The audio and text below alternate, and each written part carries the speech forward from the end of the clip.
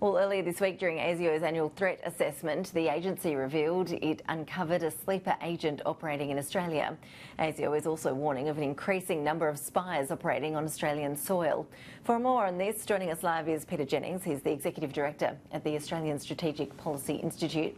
Peter, I appreciate your time. The spy chief didn't directly name China, but it was clear, wasn't it, that the main culprit that Mr Burgess was alluding to is China?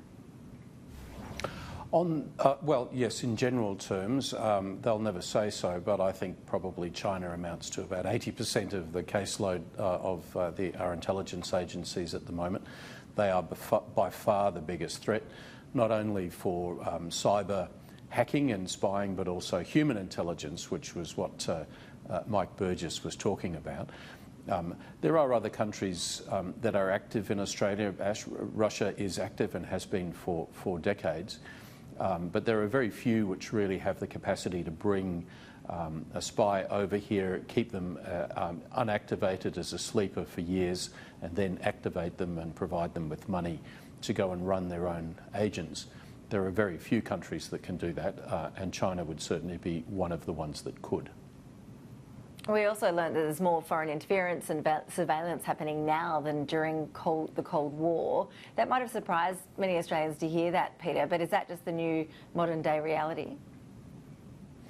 I think it reflects the strategic world that we're heading into, which is a lot more sharp-edged, clearly a lot riskier and more competition.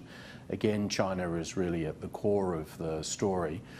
Something that I was quite disturbed to hear from Mike Burgess's speech was the extent to which diaspora communities, so-called, in Australia are now finding themselves being threatened by foreign intelligence agents and find themselves being surveilled in order to make sure that they're not causing trouble as it might be considered in home countries.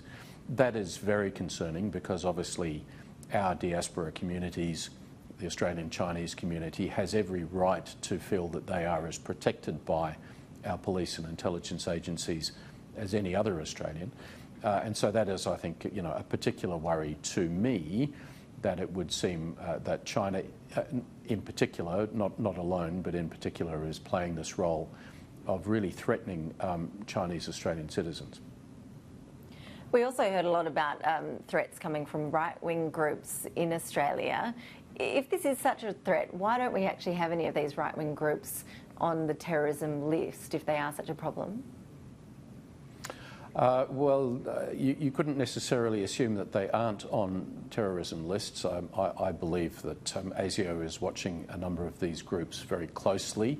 Mike Burgess a couple of nights ago actually gave some indications in his speech that ASIO is watching them closely enough to see how groups are operating in private meetings, to understand that perhaps Nazi salutes are being exchanged when groups are meeting.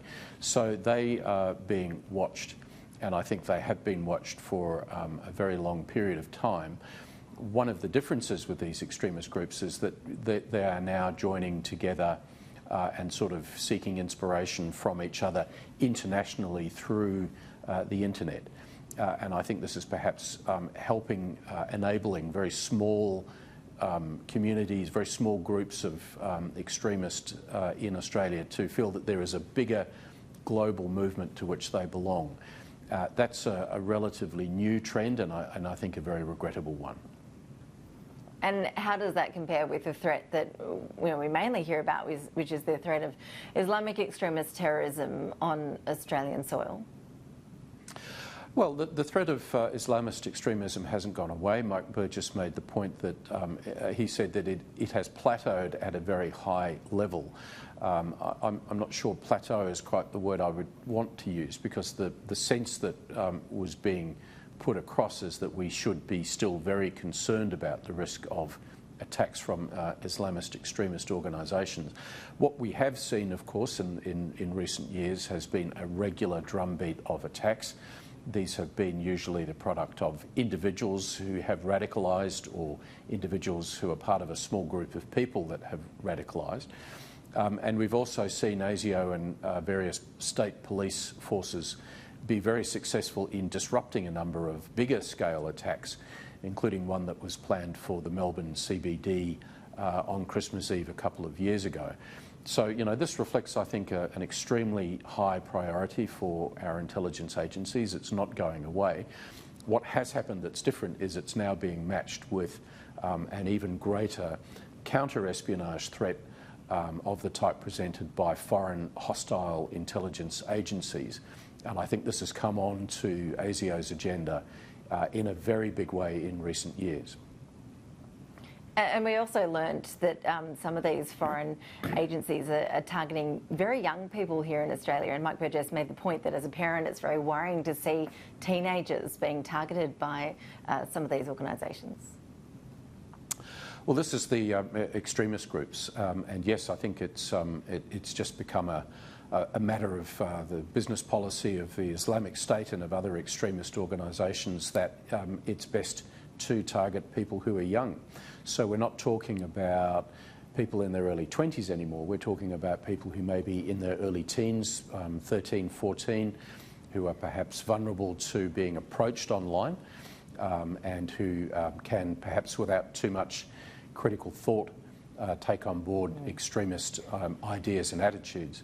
And they are the people who are perhaps most at risk of being recruited by these organisations.